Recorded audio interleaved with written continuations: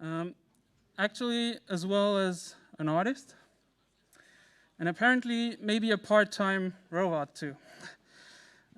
Today I want to talk to you, obviously, about NFTs, more specifically, how to push their boundaries, basically hack them.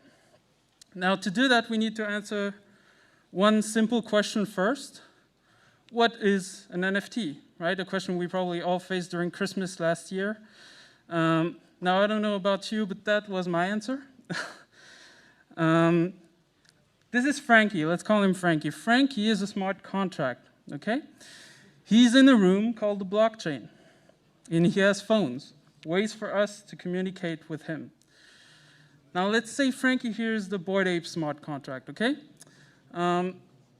If I call Frankie and ask him, can you please give me token number 55? He will give me this. Now, that's supposed to be a file. If I open this, I will get the Bored Ape corresponding, probably not 55 here, but you get the idea. Now, in this context, obviously the pixels are the art, right? The visual is the art. And this is where I want to start my journey with you. Let's go back to March 2021, okay? We're in a bull market. In fact, Beeple is going to sell his piece for $69 million in just a few days. And if you were to come at my place at night around 3 a.m., you would find me there working, researching NFTs in my kitchen in between 2 days of a day job. And, you know, I was working on a piece called YP1131, a piece about femicide, a collaboration with Mike Saint-Jean, who was doing the sound, and I was doing the visual. This is what it looks like. So it's piles of bodies underwater. I think it's a great representation of the current situation. I still couldn't bring myself to mint this. I thought there was something missing. I wanted to push NFTs further. And so during one of my researchings in my kitchen, scrolling through Twitter, I find an NFT writer called Kellen Iwamoto. Now, I wasn't just going to put Kellen's text here on the video and call it a day. No, I had a better idea. What I was going to do is I was going to use a hacking technique. I call it bipolar files. Let me give you an example. When you put your profile picture on Twitter, what do? You upload an image, which is supposed to be your face, on Twitter's database, and you ask Twitter to display it to users later. Now, what a hacker does is exactly the same thing, apart from one thing. Once the file arrives on the database, it mutates into a script, and it fucks everything up. So obviously we weren't going to do that, but what we were going to do is that Frankie, remember the smart contract, if we called Frankie and asked for the token, we would get a video. Society's view of the issue, the first thing you see. Now, if you dig deeper and look at the other side of the coin, rename the file to a PDF, you get A Body of a Woman by Kellen Iwamoto, a striking text. Please take the time to read it if you have the occasion. Now, I hope you see here how it's not about just the pixels anymore. It's not about the video, it's not about the text, and it's not about the technique of hacking. In fact, it's all of this. It's the complete file that is now the art. Okay, so this was the first step in my NFT journey. Let's flash forward 5 months. Okay, now we're in a bear market, nothing sells. And I'm trying to work on a piece using the yin-yang, the famous Chinese symbol. It's all about balance. You see, you have a white side and a black side.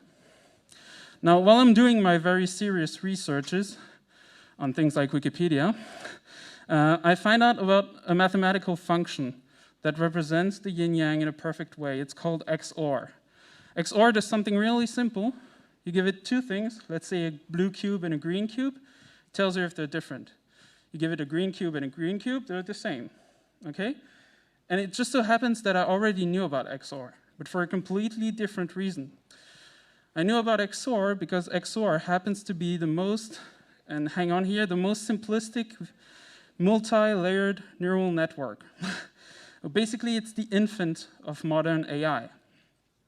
Okay, now you probably see where this is going. I created a contract, remember, there's always a Frankie. I created a contract, when called, gave this image. Now I, as the creator of the NFT, can call Frankie and ask him to change the left sphere's color. Make it black or white, doesn't matter. The owner of the NFT can call the other side of the token and change its color. Make it black too. So we choose if this is a symbol of balance or not. Now, the beauty in this is that anyone can call Frankie and ask him, is this a yin-yang?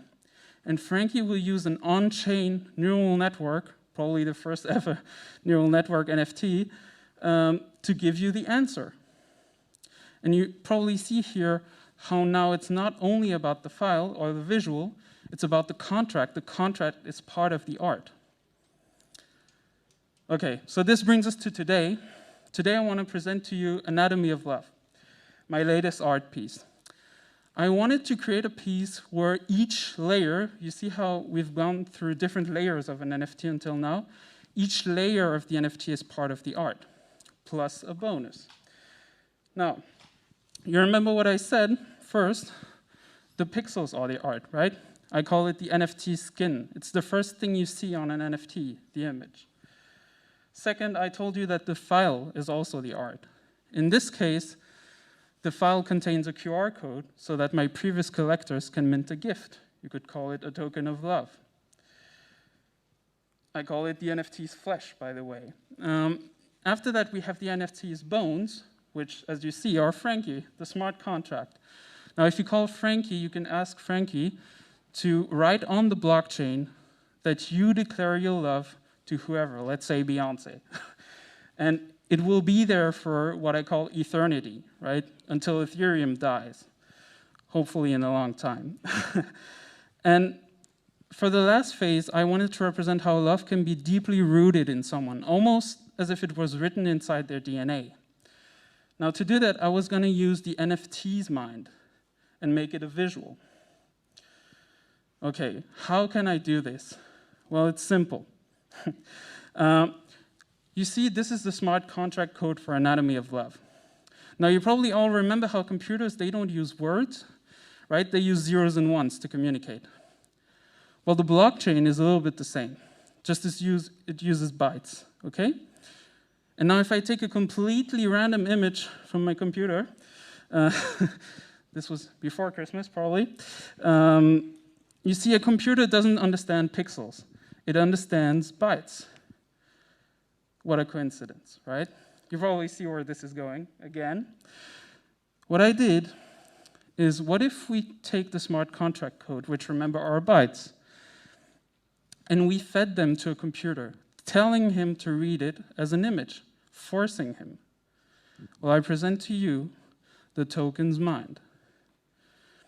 In our little group, we have a saying. We say that the token is not the frame in which the art lies. The token is the canvas.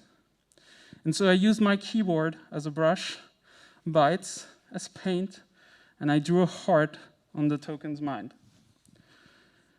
So this was the final phase of Anatomy of Love, and now the complete NFT is art. Now, before I leave you, two very important things. First, I hope that next time anyone asks you, what is an NFT? You may have other tools than just say it's an image or a token, but you will be able to tell them what it can be. And second, to thank you all for coming here. You were given tote bags in which there is a very special artifact. Actually, let me get it out. You were given these flyers. When using UV light, you will be able to reveal a token of love from me, a QR code which enables you to mint a POAP. There is a UV light in each of your tote bags, and one that enables minting on the first floor. Thank you, everyone, for listening to me rambling on, and have a good day at NFT Paris.